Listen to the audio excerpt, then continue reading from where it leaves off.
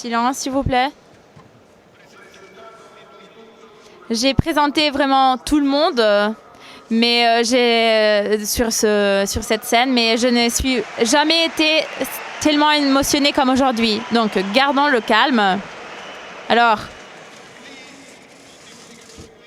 tous ceux qui sont ici savent déjà qui est l'intervenant d'aujourd'hui.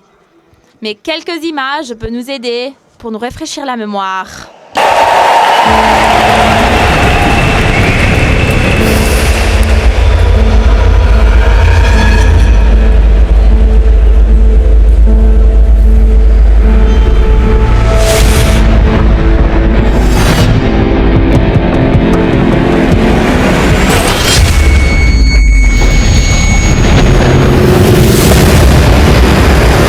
Ho cercato sempre di onorare e difendere questo. 75 présences en série A. 73 284 minutes jouées, 5 coupes gagnées en Italie, 4 coupes d'Italie, une coupe du monde pour club, une coupe UEFA, une Champions League.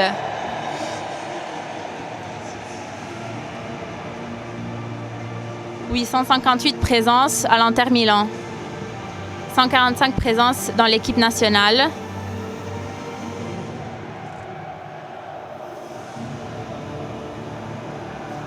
Javier Zanetti.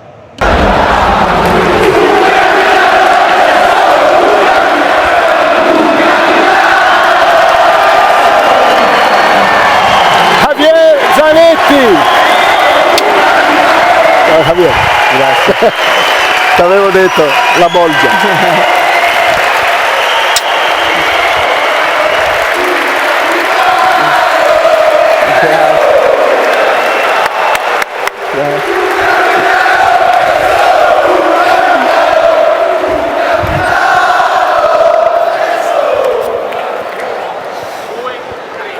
Allora,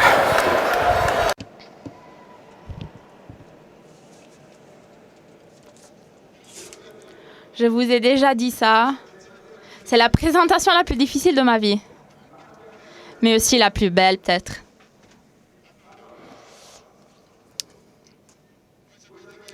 Vous savez que le meeting de cette année se concentre autour de cette rencontre d'aujourd'hui.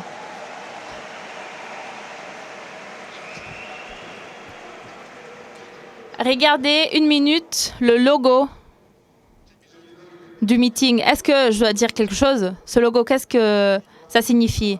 4, c'est-à-dire le maillot du capitaine.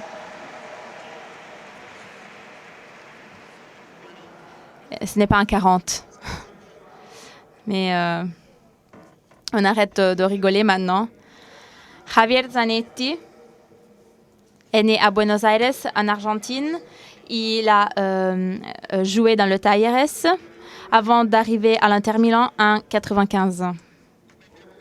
Comme nous l'avons vu avec le maillot Nerazzurro, il est rentré dans les légendes.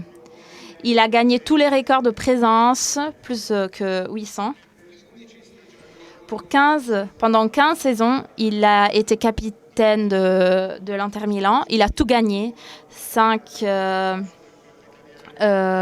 comme on l'a vu avant, tous les trophées dont on a déjà parlé, la Champions en 2010. Même dans l'équipe nationale d'Argentine, il est l'un des joueurs avec le plus grand nombre de présences. Il a longtemps été un capitaine aussi de l'équipe nationale. En 2014, il a décidé de quitter les terrains.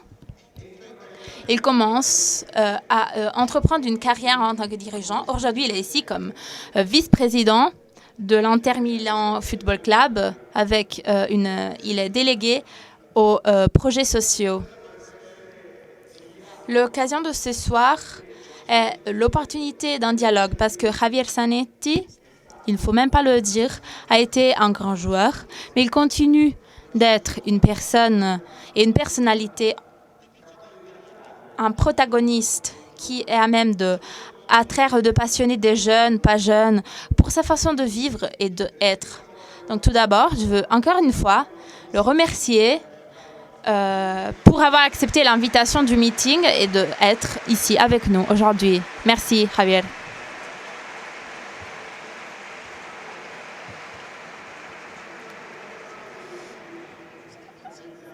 On va essayer de ne pas applaudir tous les 2 minutes, sinon on ne va pas terminer.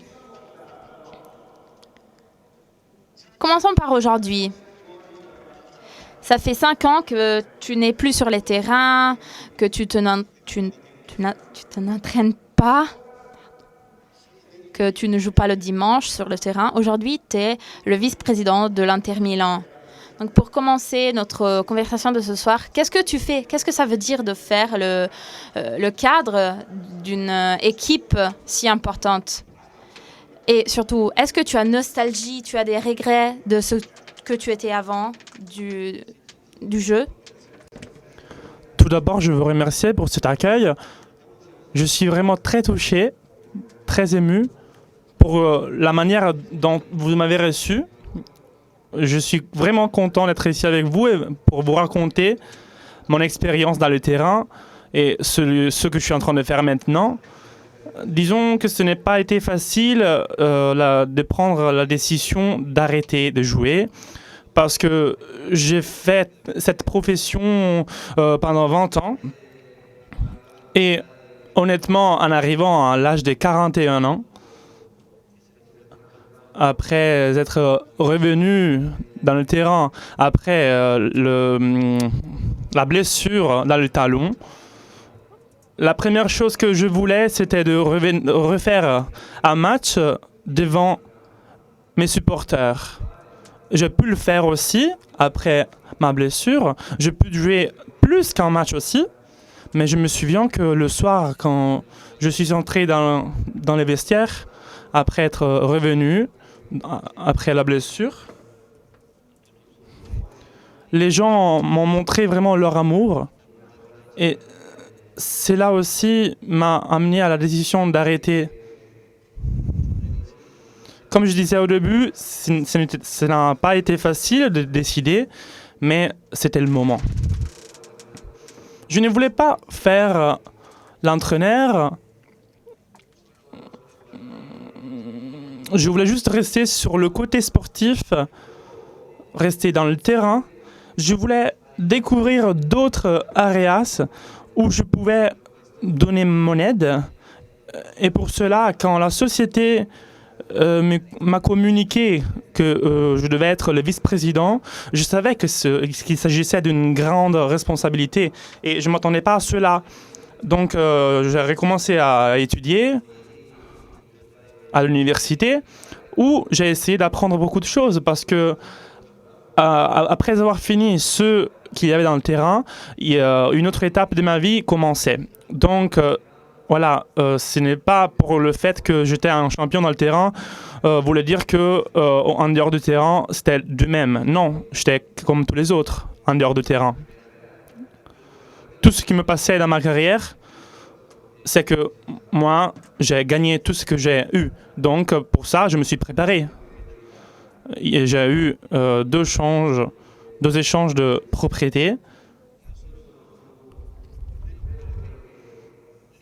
Et moi, je suis un peu celui que l'Inter Milan fait l'intermédiaire entre l'histoire de notre club, de notre société, et la nécessité de faire grandir la marque nationale. C'est pour ce fait-là que je me suis consacré à des projets spécifiques qui peuvent amener à de gros avantages pour la société aussi. Mais je suis resté aussi à côté de l'équipe. Et je dois dire que je suis très content parce que je continue d'apprendre. Pas en faisant ce que j'ai fait durant 20 ans. Donc avec d'autres attentes, avec d'autres objectifs, d'autres missions. Mais toujours en me rendant utile pour l'Inter Milan. Donc c'était la chose qui m'intéressait le plus. Tu as écrit un livre qui est titré en italien Vincere ma non solo, gagner mais pas seulement. Ce livre est disponible dans notre librairie. Mais ça m'a touchée parce qu'il souligne un aspect dont tu as un peu parlé maintenant. Quand ta carrière en tant que footballeur est terminée, le schéma comme entraîneur est de rester dans l'équipe, dans le terrain sportif, était ouverte parce que tu as des bonnes qualités, parce que tu as une certaine leadership que tout le monde te reconnaît. Donc c'était facile, c'était le chemin facile. Mais au contraire, tu as recommencé à étudier. Et dans le livre, tu dis « J'aime compliquer ma vie ». Cette voie-là était la plus facile. Ces terrains, je l'ai vécu pendant plus que 20 ans. Et je voulais donc me mettre à l'épreuve, mettre en discussion sur d'autres types d'exigences que peut-être je ne connaissais pas encore et dont je me rends compte maintenant. Et quand je courais auprès du ballon, je ne pensais pas à ceux qui avaient derrière toute la société du football. Mais je me rends compte maintenant que pour faire fonctionner toute l'équipe de football, il faut une grande équipe aussi en dehors de l'équipe, qui est très important pour soutenir l'équipe dans le terrain. On peut dire que je fais partie de l'autre équipe, donc de l'équipe en dehors du terrain, et j'essaie de montrer l'expérience que j'ai eue dans le terrain. On va revenir sur ça plus tard. Parce que je suis touchée par ça face à une perspective facile, c'est-à-dire de continuer sur le terrain et sur le côté sportif. Tu décides au contraire de prendre une responsabilité notable dans la gestion de l'équipe. Et donc, tu es forcé de faire un sacrifice, d'apprendre. Et on va revenir sur ça. Parce que je pense que l'une des choses les plus intéressantes, c'est qu'aujourd'hui, on a peur de faire des efforts. Surtout les jeunes ont peur de choisir des choses difficiles qui demandent un sacrifice. S'il y a une voie plus simple, on a envie d'aller vers celle-là. Mais beaucoup de fois, tu as choisi la voie la plus compliquée. Et j'aimerais bien comprendre pourquoi. Qu'est-ce qui te pousse à faire ça? Mais on va revenir plus tard. Tu écris donc que le livre Gagner, mais pas seulement. Comment il est né? Au-delà de tous les slogans d'autres équipes, au-delà des sujets, on dirait qu'aujourd'hui, la seule chose plus importante est gagner. Mais qu'est-ce que ça veut dire, mais pas seulement? Tout d'abord, pour gagner, il faut tout d'abord perdre. Je crois que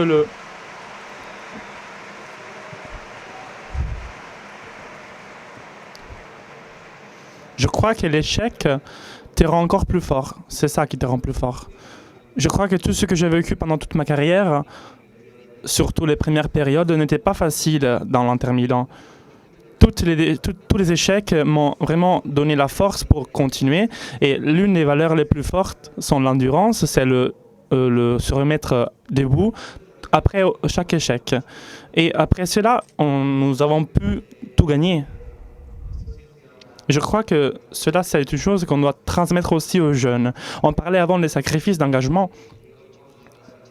Aujourd'hui, on recherche peut-être la voie la plus facile, la plus simple.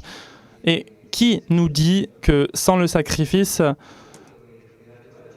c'est plus facile? Je crois que pour arriver au succès, il faut se sacrifier, il faut faire des sacrifices. Sans les sacrifices, c'est inutile. Je trouve que c'est un aspect très intéressant. Cette idée de sacrifice, d'effort, d'engagement et de ne pas choisir ce qui est plus facile est très proche aussi au sujet de l'éducation, un sujet auquel tu es vraiment intéressé. Quand on va arriver, quand on va parler de la fondation dont tu es président, on va approfondir cela. Dans un passage de ton livre, tu dis « Celui-ci n'est pas un manuel parce que je n'ai rien à apprendre à personne ». Je ne suis pas totalement d'accord avec cette phrase parce que je comprends bien évidemment, pourquoi tu le dis. Dans ta vie, tu n'as pas eu le problème ou l'envie d'apprendre quelque chose à quelqu'un. Mais je pense que beaucoup de champions, surtout les champions sportifs, sont des modèles, même s'ils ne le veulent pas. Et non pas parce qu'ils font des discours, mais à travers leur vie.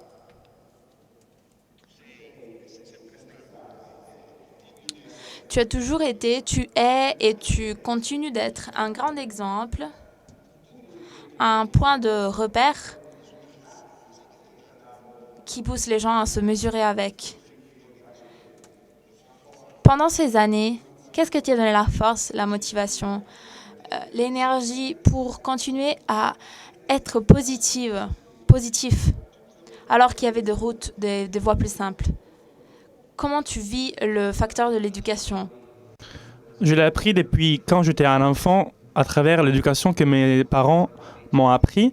Avant, quand on parlait des sacrifices, moi, j'ai vécu une enfance où mon père et ma mère se sacrifiaient beaucoup pour me permettre d'étudier, pour me faire jouer au football. Moi, j'ai un frère cadet. Ce n'était pas facile, aîné, pardon. Mon père était un ouvrier, ma mère travaillait à la maison. Et j'ai appris cela, j'ai appris ce sacrifice. Et cela m'accompagne pendant toute ma carrière, m'accompagnait. Et maintenant aussi. Et je savais qu'arriver ici, en Italie, était une grande opportunité. Et j'ai amené ici toutes ces valeurs que j'ai apprises depuis quand j'étais enfant, qui m'ont permis d'arriver jusqu'au point où je suis arrivé maintenant. Et je crois que le jour le plus heureux, ou l'un des jours les plus heureux de ma vie, était quand je suis rentré chez moi et j'ai dit à mes parents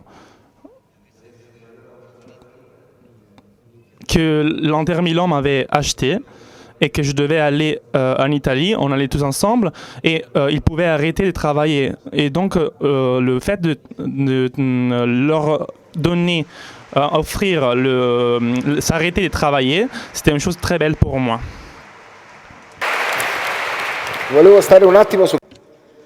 Je voulais donc me concentrer sur cette notion de famille parce que je vois dans ce que tu dis, dans ce que tu écris et dans l'exemple que tu donnes, je vois que c'est très important pour toi. Certains amis m'ont dit, qui sont là à cette rencontre, beaucoup d'amis ici participent aux banques alimentaires et ils m'ont dit que tu as participé très souvent au jour de collecte d'aliments national et que tu as amené tes enfants. Pourquoi? Nous le faisons tous les ans avec ma famille. On a un supermarché à côté de chez nous. Moi, j'habite à Como et j'amène toute ma famille à contribuer à cette belle initiative pour que ma famille aussi voit ces types de choses, pour les faire comprendre qu'il y a des enfants qui sont moins chanceux que nous. Après, quand on va parler aussi de la fondation, on va approfondir cela. Mais je crois que eux, qui peut-être vivent dans une réalité où ils peuvent se permettre beaucoup de choses, ils doivent comprendre que dans le monde, il y a aussi beaucoup d'enfants qui souffrent et qui ne sont pas chanceux comme on l'est. Donc, faire une chose pour une autre personne est aussi une valeur qu'un enfant, une personne même, doit avoir dans soi-même. Je veux transmettre cela à mes enfants. Tom. Ça me touche parce que parfois on pense que Javier Zanetti est un champion du football. Il est un grand dirigeant, un grand cadre. Mais tu es aussi un champion de la famille. C'est cet esprit qui te pousse à penser que tout ce qu'on a est un don et que nous devons être reconnaissants.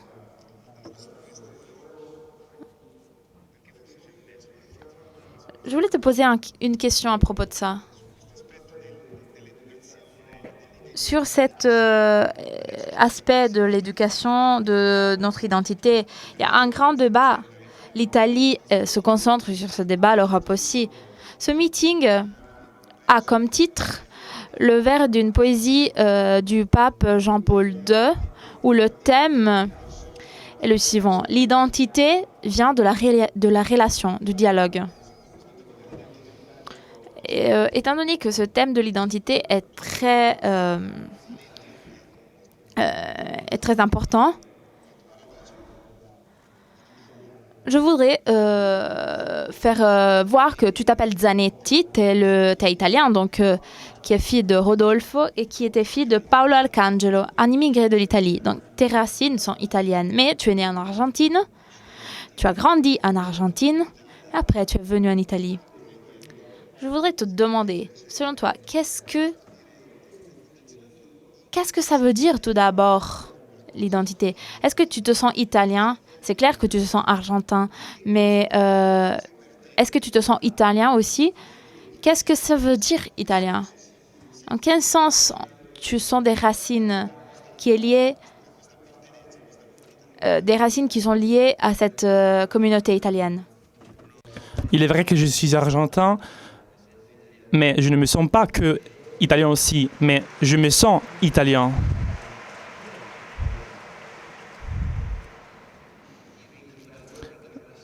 Mais parce que je vais toujours remercier ce pays pour m'avoir ouvert les portes et m'avoir donné aussi une possibilité, une occasion unique. Je suis fier d'être père aujourd'hui de 3 enfants, tous les 3 italiens, et je suis vraiment fier qu'ils soient italiens.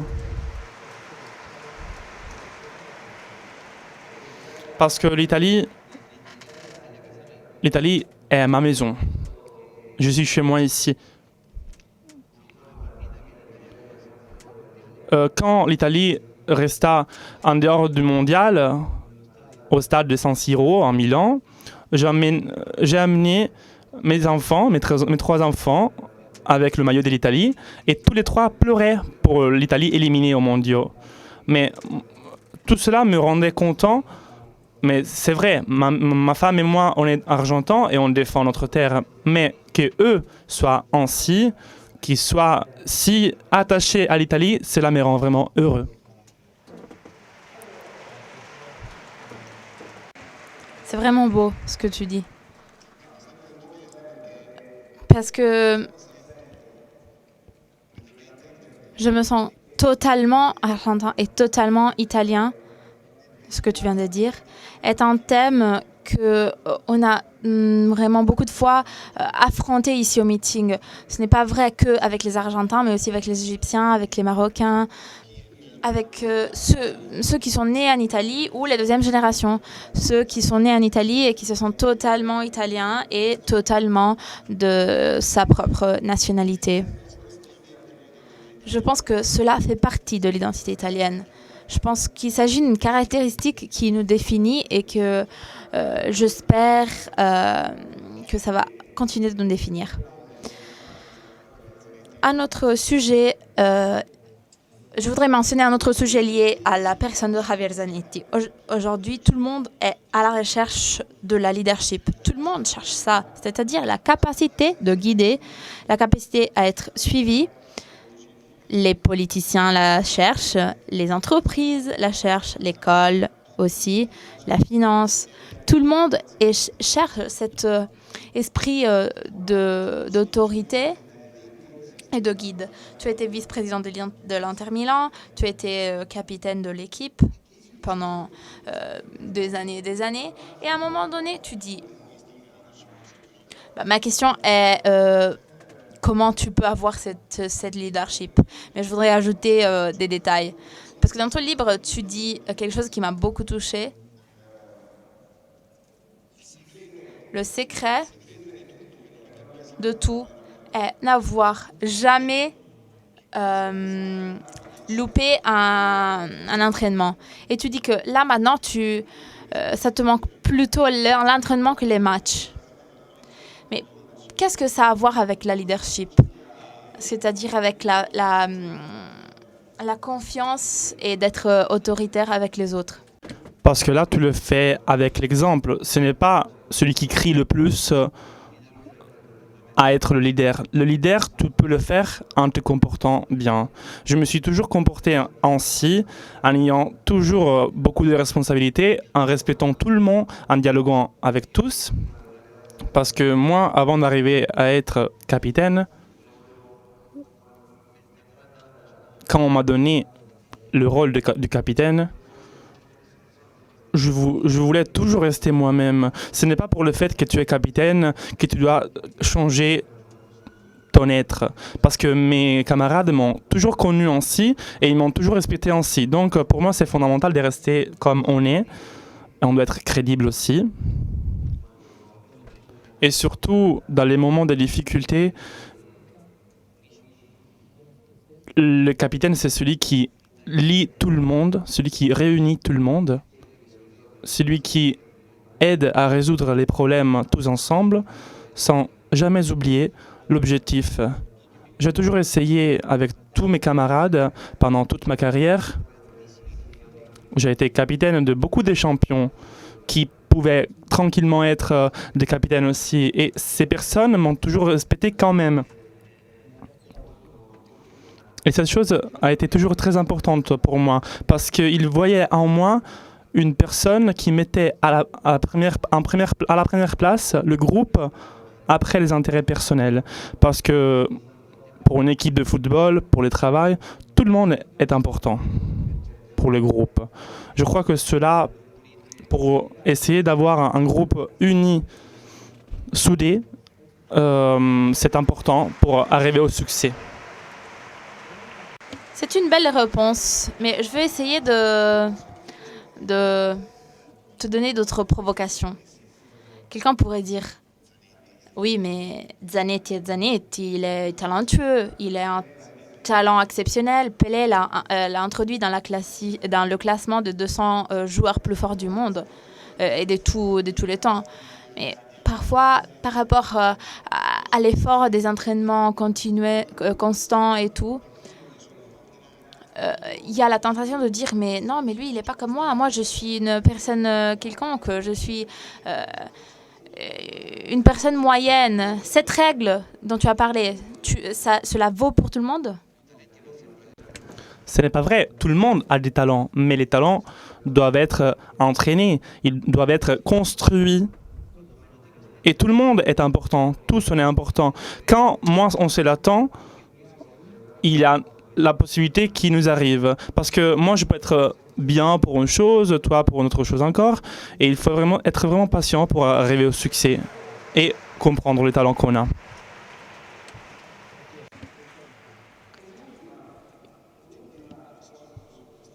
Une dernière question sur le sujet du leadership.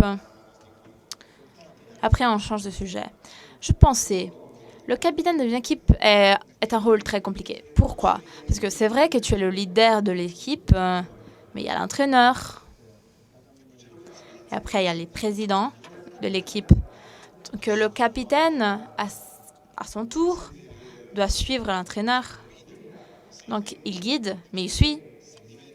Parce que s'il devient le vrai leader et il se met en contraposition avec l'entraîneur, ça ne marche pas. Donc, il s'agit d'un rôle très compliqué. Donc, la relation avec tes entraîneurs était aussi la relation avec les présidents. Tu étais un lien, un trait d'union entre les différents niveaux. Le rôle est complexe et important, mais quand on trouve l'énergie juste entre la société, l'entraîneur et le groupe, tout est plus simple. Quand dans les moments de difficulté, tous ensemble, on essaie de trouver une solution, je vois que tout s'est résolu. Cela nous est passé quand on a gagné le championnat italien, la Champions League et la Coupe d'Italie. Parce que là, on a compris cela qui signifiait d'avoir le maillot de l'Inter Milan, d'être dans la société, que c'était une chose unique. Et tout le monde, on est allé derrière cet objectif. Il y avait une grande harmonie avec notre entraîneur qui était Mourinho. Et c'était vraiment une équipe unique avec notre président Moratti. Mais revenons maintenant à se compliquer la vie. ce n'est pas la voie plus facile. Et donc, tu as choisi de devenir le vice-président de l'Inter Milan, mais pas que. Aujourd'hui, la raison principale pour laquelle tu es ici, et on le peut voir grâce au logo que tu as sur ton costume, c'est que ta vie riche en rencontres et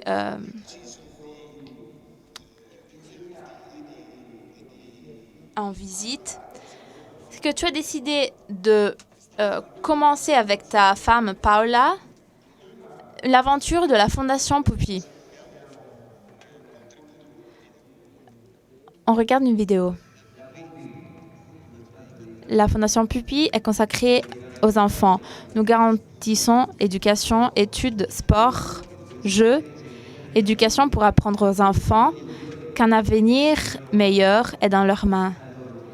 Et c'est à l'heure de le construire. Nous avons besoin du support de tout le monde pour atteindre de nouveaux résultats et surtout pour offrir nombre de sourires. Joins notre équipe.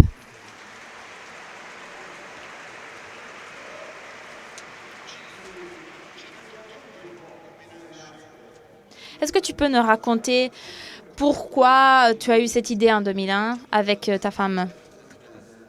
On va dire que ma deuxième passion, en outre au football, c'est cela. La fondation naît... Pourquoi Pupi?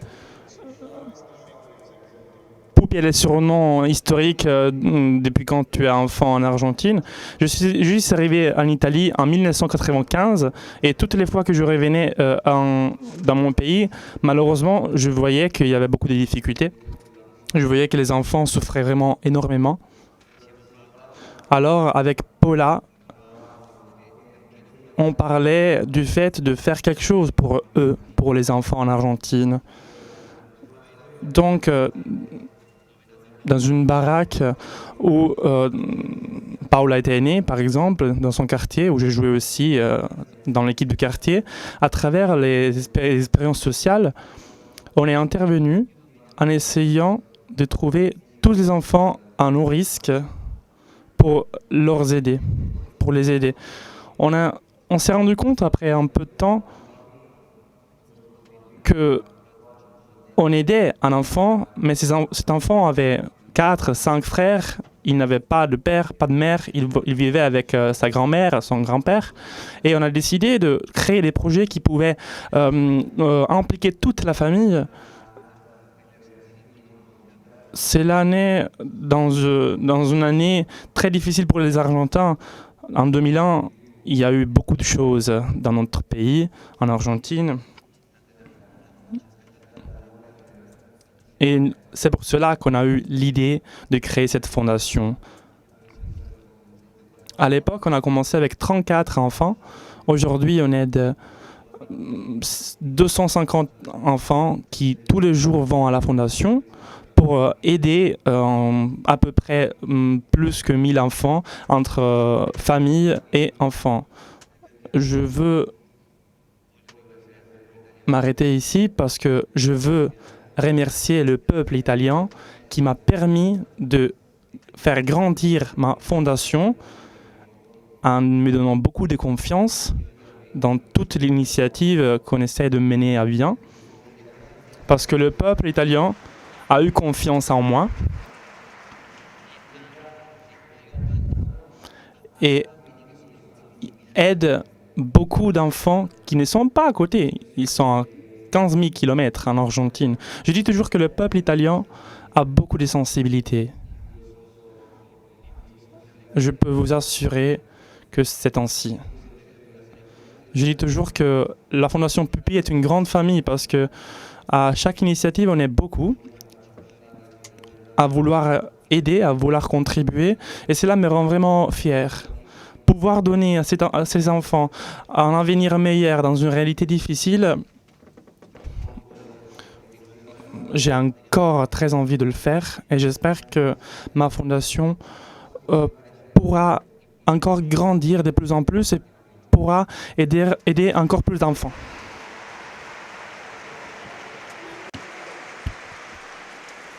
Je pense que ici au meeting, il y a une partie de ce grand peuple italien qui a cette sensibilité. Et je pense que c'est possible, et on parlait même avant, faire naître des synergies, une façon d'aider, parce que ce projet est positif. Donc, quels sont les projets que vous êtes en train de mener maintenant, actuellement, et quelles sont les méthodes que vous utilisez? Donc, éducation, soutien, etc. On éduque à travers le sport, on amène les enfants à l'école tous les matins et on va les reprendre aussi. Ils prennent leur déjeuner avec nous, ils font les activités pendant l'après-midi, ils prennent leur goûter et après on les ramène chez eux. On essaie de transmettre à ces enfants toutes les valeurs les plus importantes qui peuvent les aider, qui peuvent leur apporter peuvent leur faire grandir à bien et leur faire des projets sportifs et de santé ne sont pas les seuls. Il y a beaucoup d'autres sports aussi que nous faisons pratiquer aux enfants et aux parents aussi. On est en train, par exemple, d'ouvrir un centre sportif, une structure à 500 km de Buenos Aires, à Mar del Plata, dans un territoire qui est vraiment en difficulté, qui est à genoux maintenant. Quand je fais mon dernier match, la somme qu'on a gagnée a été dévolue à une association pour aider les personnes et on doit aider toutes les personnes qui montrent cette nécessité et qui montrent une crédibilité comme celle qu'on traverse nous en Argentine. Au jour d'aujourd'hui, quand je rentre chez moi en Argentine et je vais dans ma siège, dans ma fondation, je vois que les enfants sont heureux. Ils me montrent leurs notes qui vont bien à l'école. Je vois que c'est vraiment les résultats les meilleurs qu'on peut avoir. Et c'est pour cela qu'on va continuer à aller de l'avant avec tous nos projets. Je veux aussi remercier toutes les personnes qui travaillent tous les jours en Argentine. Et ce sont eux le vrai moteur de la fondation, parce que moi je suis à 15 000 km. Combien de personnes sont impliquées? Che può arrivare quasi a 50 persone. On a une structure qui peut arriver jusqu'à 50 personnes avec nous et toutes sont des professionnels. Comment pouvons-nous aider votre fondation? Vous avez vu tous nos sites avant, il faut juste voir, écrire les sites que vous avez vus avant. Il ne s'agit pas d'aider de manière financière. Il y a beaucoup d'idées pour aider. Il y a beaucoup d'Italiens qui viennent en Argentine, qui viennent dans notre fondation pour comprendre tout ce qu'on fait. Et ils se mettent à disposition, ils se rendent disponibles pour aider. Et je crois que c'est une bonne manière pour aider. Aux enfants, tout suffit, par exemple, juste un câlin est bien pour eux. Et donc, donner de l'affection à ces enfants, c'est déjà suffisant pour les enfants qui ont une nécessité. Donc, cela en vaut la peine.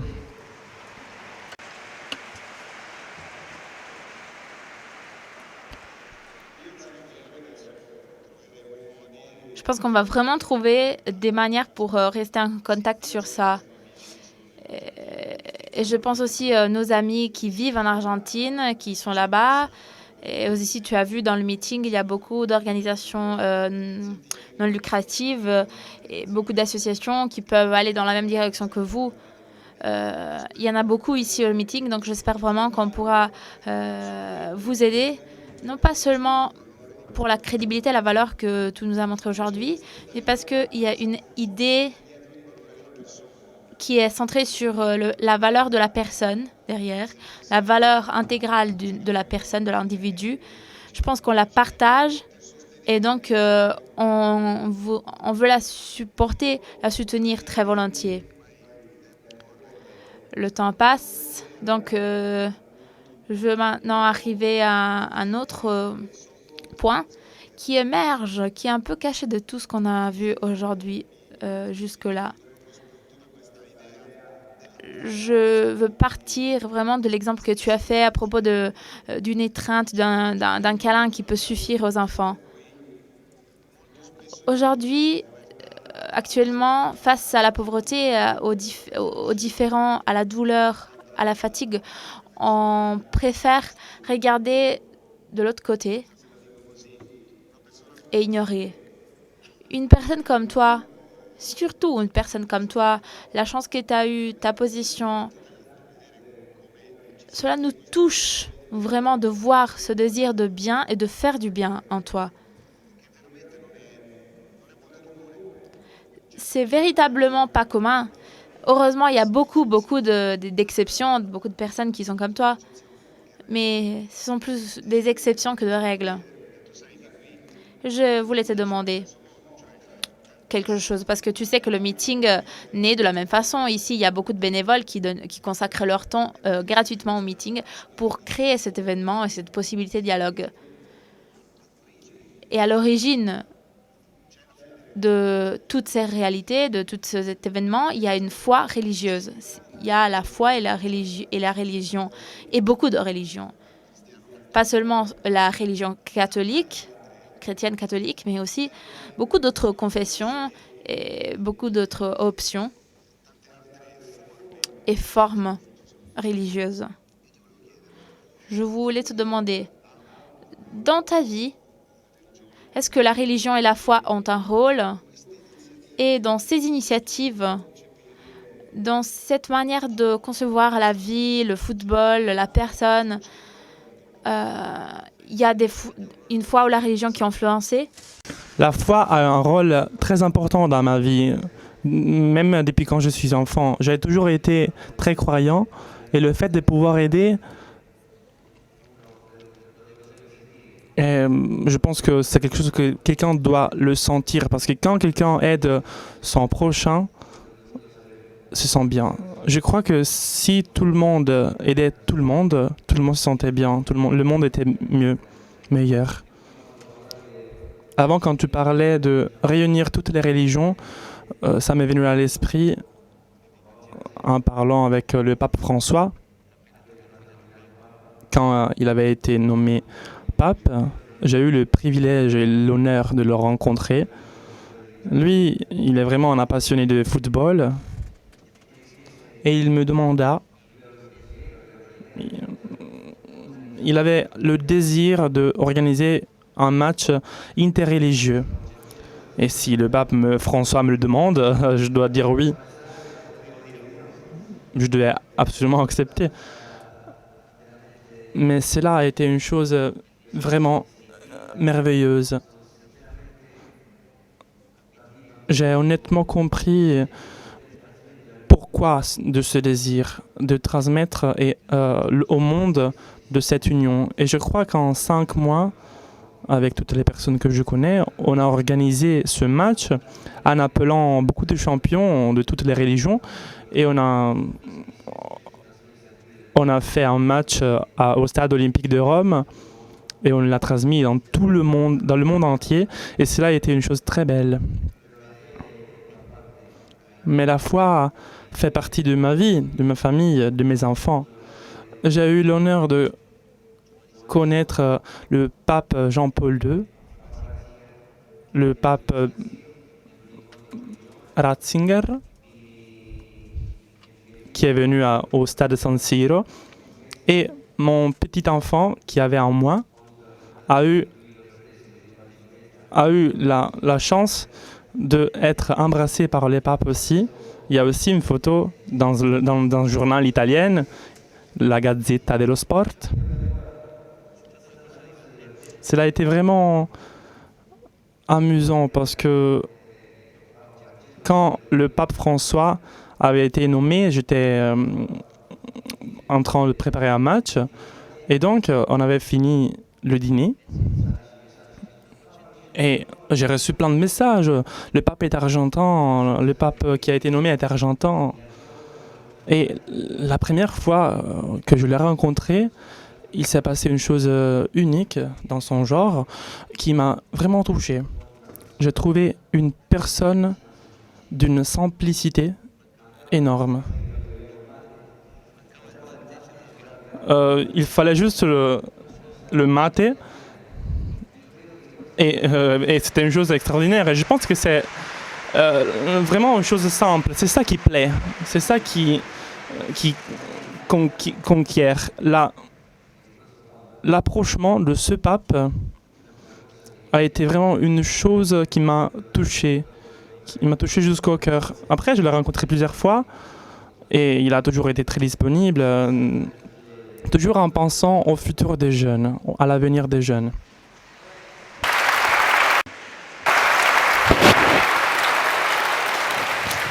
Diciamo siete.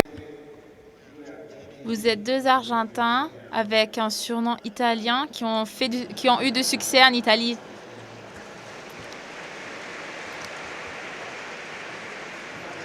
L'Italie est un endroit hospitalier.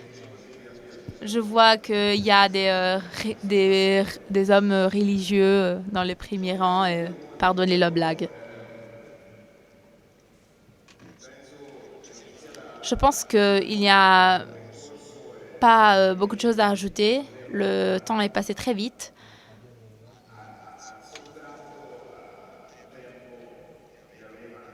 Javier a sacrifié son temps en famille. Il était en voyage. Il doit rentrer tout de suite. Donc, même si ce dialogue est très intéressant et très familier, à Moratti, on a fait bâtir une église à Pinetina. On était toujours, le samedi soir, quand on préparait les matchs, il y avait toujours un prêtre qui venait. Moi, je suis aussi très liée à la Sainte-Rite. Et le 22 mai, le jour de la finale, est le jour de Santa Rita.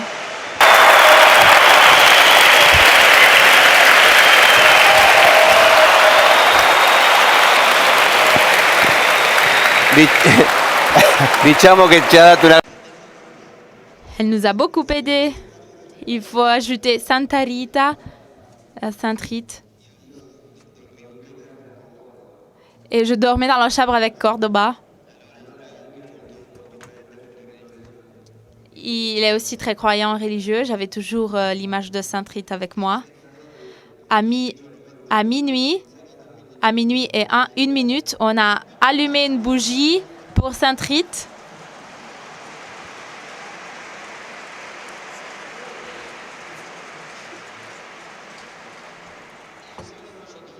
Moi, je suis arrivée à dormir. Mais je pense que Cordoba avait peur qu'il y avait un incendie.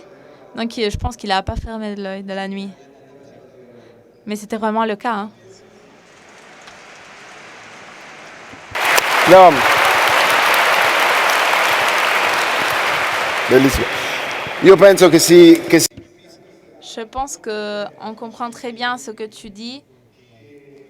Quand tu disais que l'un des caractéristiques qui touche le plus du Saint-Père, c'est le fait qu'il est simple. Parce que je pense que c'est ce qu'on voit aussi en toi. La foi est une positivité, une idée positive qui nous fait penser qu'il y a quelque chose de bon qui tient tout et que ce n'est pas à nous de tenir. Cela nous permet de faire des sacrifices, de ne pas choisir la voie la plus facile. Et donc l'idée que le monde n'est pas juste ce que l'on voit et que Sainte-Rite puisse nous aider. Je remercie encore une fois Javier Zanetti pour ce cadeau, parce que ça a été vraiment un cadeau. Merci. Grazie a te. Grazie. Grazie. Grazie mille. No.